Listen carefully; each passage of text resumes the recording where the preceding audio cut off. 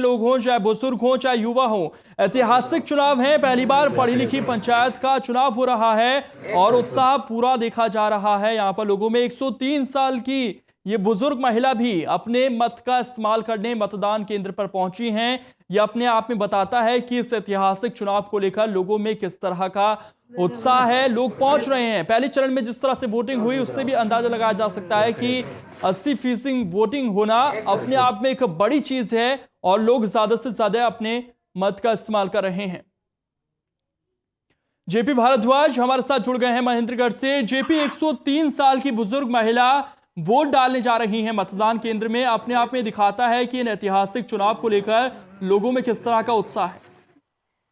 जी, मैं आपको बताना चाहूंगा कि जो आजकल जो एक बुजुर्ग महिला 103 साल की है, उससे हमने उनसे पूछा कि आप अपना मत का प्रयोग करने के लिए आई हो तो इतनी सर्दी के अंदर, तो उन्होंने यही कहा है कि एक एक मत है वो बहुत जरूरी है, इसलिए मैं भी अपने मत का अधिकार है मेरे को, वो वोट डालने के लिए मैं आई हूँ।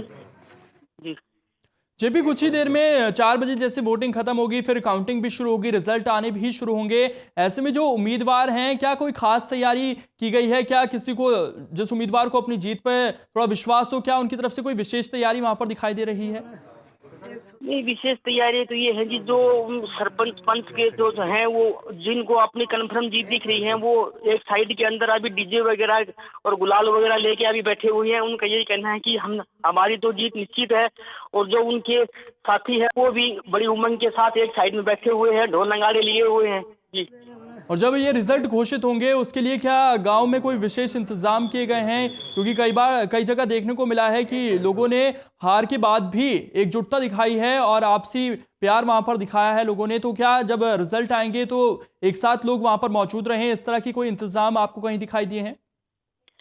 नहीं, इस प्रकार के इंतजाम तो अभी तक कोई दिखाई नहीं दे रहे हैं, लेकिन लोगों को यही कहना है कि जो शांति प्रिय तरीका से चुनाव हो रहे हैं, और हमारा यही कहना है कि शांति प्रिय चुनाव हो और किसी प्रकार की कोई गड़बड़ी ना हो, और जो लोग हैं वो अपने अपने बूथों के बाहर बैठे हुए हैं, और उनका यही कहना है कि जो ये वोट हो रहे हैं ये बड़ी शांति प्रिय तरीके से जो कार्यक्रम हो रहा है चल रहा है, और उनका यही कहना है कि हमारे ही प्रत्याशी जीतेंगे। वो अपने प्रत्याशियों के साथ बाहर बैठे हुए हैं और किसी प्रकार की भी कोई गड़बड़ी नहीं हो रही है। जी।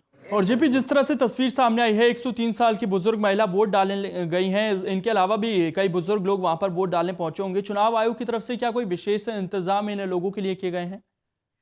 नहीं, विशेष